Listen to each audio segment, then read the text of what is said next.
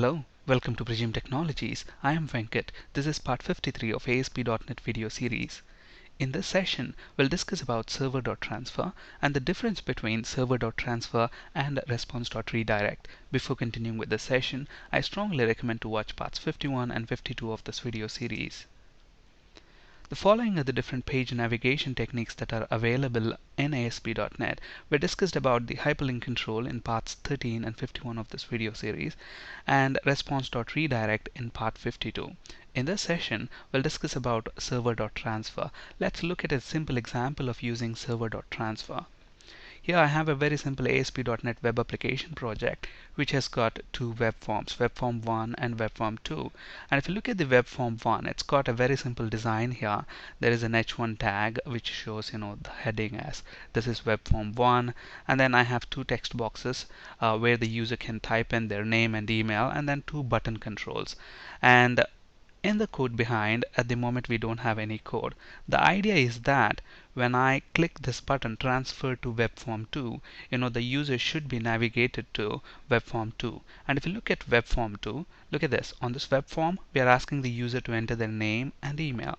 And on web form 2, we are trying to retrieve that name and email which the user has entered on web form 1 and display them in these label controls here.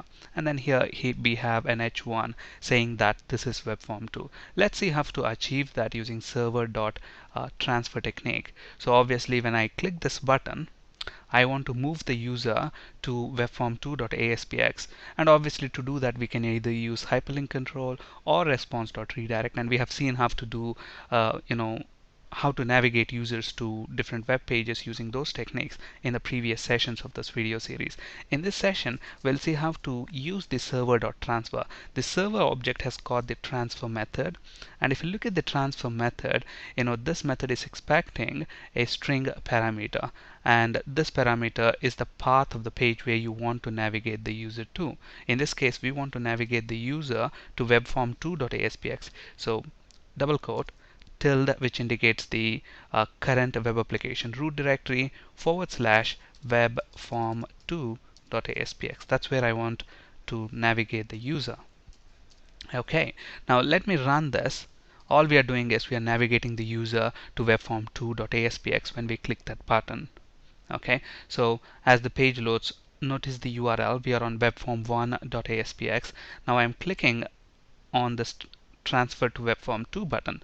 Look at that, I am on webform2, and look at the URL. It still says webform1.aspx, but at the moment we are on webform2. So the redirection is happening without the user knowing that he is on a different web form. Okay, now what we want to also do here is, along with transferring the user, we also want to move these values. Now there are several ways to retrieve these values on the destination page. Okay, so how do we retrieve those values on the destination page? So which is webform2.aspx. So when the page loads, whatever data that I type into these two text box controls should be retrieved on this webform2.aspx. How do I do that? Now when the web form loads, this web form 2, when this loads on the web server memory, you can actually use the request objects. On the request object, there is a property called form. And if you look at this form, look at the help text here. It says gets a collection of form variables. So when this page is getting loaded, you can use this request.form object to get the form variables of the previous web form. Okay, so request.form, and if you look at what is this property returning, look at the IntelliSense. It returns system.collections.specialized.name value collection. So it's going to return us back a name value collection pair that's present in system.collection.specialized namespace. So let's use a variable of that type to hold the return value. So system.collections.specialized name value collection. So let's call this as collection, or to give it a meaningful name, I'm going to call this previous form collection. Okay, now we know that in the previous form we have a control with ID. If you look at the ID of this text box control, the ID of this one is txt name, And similarly, if you look at the ID of the next text box control, it's txt email. So what we can basically do is to retrieve the text that the user has typed into these two text boxes. We can actually refer to that text boxes in this name value collection pair. So this object is a name value collection pair. So now if I open a square bracket, there are two ways of accessing that. You can either use an integral indexer, but that's not readable. So I'm going to use the name of the control here. The name of the control is, if you notice, it's txt name is the ID of the text box, so we are going to use that. So txt name. That's it. So now if you look at what this is going to return, this is going to return a string back, which is nothing but the value that is present in that control. And all I want to do is set that as the text for label. So we have a label on this page. Label name dot text is equal to whatever is returned from this control. And similarly, I want to retrieve whatever is present in the email text box and set that as the text for label email. And where are these labels control present? These label controls are present on this web form. So if you look at these are the IDs, label name and label email. Okay, that's it. Now let's go ahead and run this. So obviously the web form loads, and notice the URL. We are on webform1.aspx. Now the user can actually type something into the text boxes, and then when he clicks the button transfer to webform2, we will be, let's call the name as Prajim and email, let's say Prajim at prajimtech.com. Now, when I click this transfer to webform2, look at the URL. It's currently webform1.aspx. I click transfer to webform2.aspx. I'm still on the same URL. The URL doesn't change in the browser, but I am on webform2. And look at the values. We are able to retrieve them, Prajim and Prajim at prajimtech.com. Now, so when we use server.transfer technique, it's possible to retain the values, the posted form values. Okay, and now if you look at the way we are redirecting the user, we are using the server.transfer method. So from webform1 to transfer the user to webform2, we are using server.transfer. Now this method has got another Boolean property, preserve form, and by default this is true. If we don't specify it, it's going to preserve the form variables. But if I set that to false, look at what's going to happen. All I have done is I have used another overloaded version of this transfer method and then passing false to this second parameter.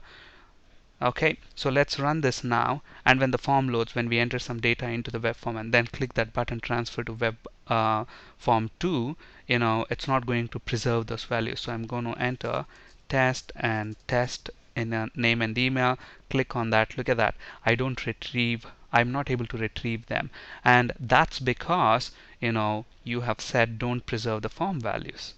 Okay, now we have seen one way of retrieving the values using request.form property. Okay, now there's another way. Since we are using server.transfer technique, another way to actually retrieve the previous form values is by using the previous page property.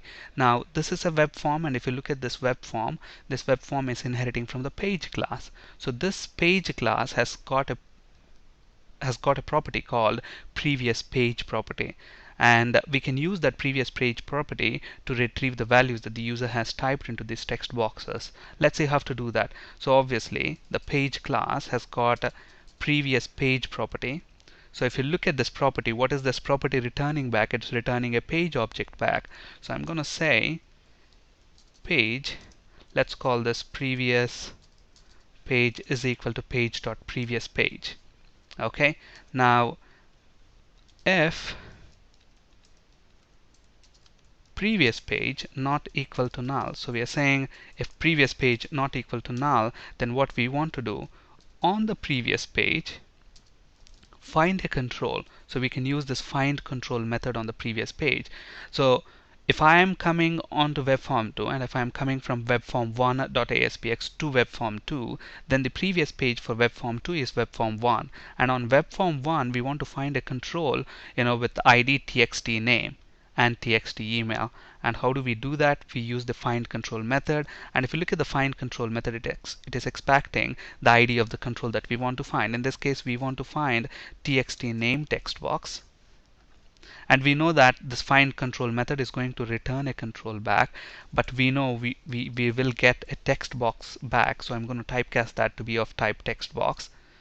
And then we can actually retrieve the, after we typecast it to text box, we can actually retrieve the text property from that and set that as the text property for the label control.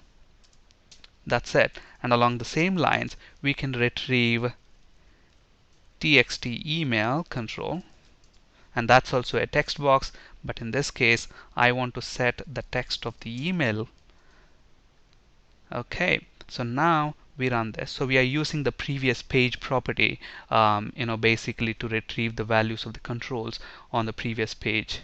So we are currently, okay, let's navigate to web form 1. Let's run that. And when the page loads, let's say test is the name and test is the email. I click on transfer to web form 2. Look at that, I am able to retrieve the values. And an interesting thing to note here is that even though you pass false to preserve form parameter of server.transfer method, we are still able to retain those values because we are using the previous page property. Okay, now this previous page property is initialized only if you come by a server.transfer method or when you do a cross-page postback. We'll be talking about cross-page postback in a later video session. But if you land on this page using response.redirect, then this previous page property will be null, and you wouldn't be able to retrieve values from the text box and from these text boxes. Okay, so let's see if that's the case. So let me insert a row below, and then let's put a button control here. And when I click this button, let's say I want to redirect the user instead of server.transfer, I can do this response.redirect, and I can redirect the user to webform2.aspx. So let's copy and paste that there. Okay, let's run that. Actually, let's put a breakpoint so that we know, the previous page property is actually null. So what we are going to do right now is when we click that button, when we land on this page, we are trying to retrieve the previous page property and store that in this previous page variable. Now, since we are landing on this page by clicking this button, look at that. When I click this button, we are redirecting the user using response.redirect technique. Okay, so let's put a breakpoint on webform2.aspx.cs. I'm going to click this button, and we are using response.redirect to land on webform2. Let me press F10. Look at the previous page property. It's actually null. Okay, so we are not able to retrieve the form values. That's why it will basically be empty. Okay, but if you remember, we haven't typed anything. Let's type just to make sure. I click the button, I land on this page, I press F5, and look at the name and email. They're still empty. We don't get those form values back. Okay, so that's server.transfer. So the important things to keep in mind, this is a very common interview question. What is the difference between server.transfer and response.redirect? Just like hyperlink control and response.redirect method, server.transfer is used to navigate to other pages or sites running on the same web server. Server.transfer cannot be used to navigate to sites or pages on a different web server. What happens if you try to do that? You will get a runtime error. Okay, using hyperlink and response.redirect, we can redirect the user to any site or any page, whether if they are present on the same web server or on a different web server. But when we use server.transfer, we can only redirect the users, to pages or sites running on the same web server. Now, let's say I have a button here on this web form 1. Transfer to external website. Let's double click that so that the event handler is generated, and let's use server.transfer method to transfer the user to pragimtech.com. So http://pragimtech.com, and I want to go to /home.aspx page. So pragimtech.com is definitely not hosted on my web server on my laptop, so it has to go to a different web server. So obviously this is going to throw a runtime exception. Let's see if that's what happens.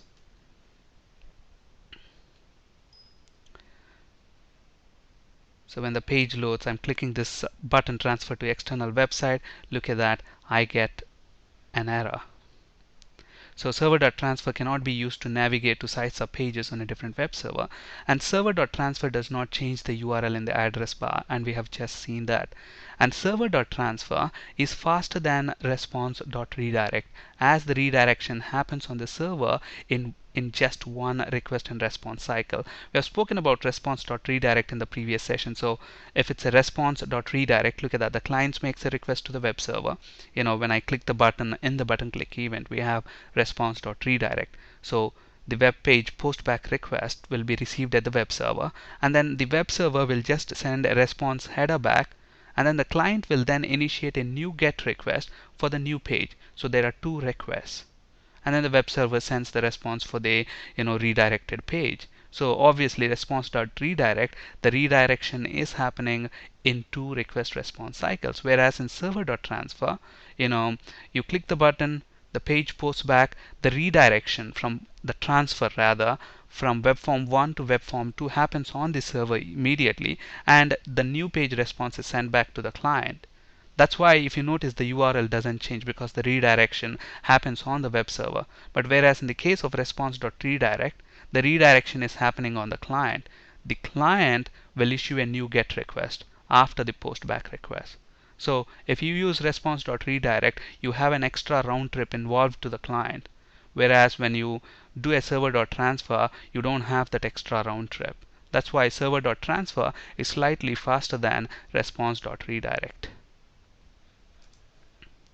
So server.transfer is faster than response.redirect, as the redirection happens on the server in one request response cycle, whereas response.redirect involves two request response cycles. With server.transfer, the form values from the original request are preserved, and we have just seen that. But if you use response.redirect, the form values, the original request form values are not preserved. So these are some of the differences between server.transfer and response.redirect. On this slide, you can find resources for ASP.NET C# and SQL Server interview questions. That's it for today. Thank you for listening. Have a great day.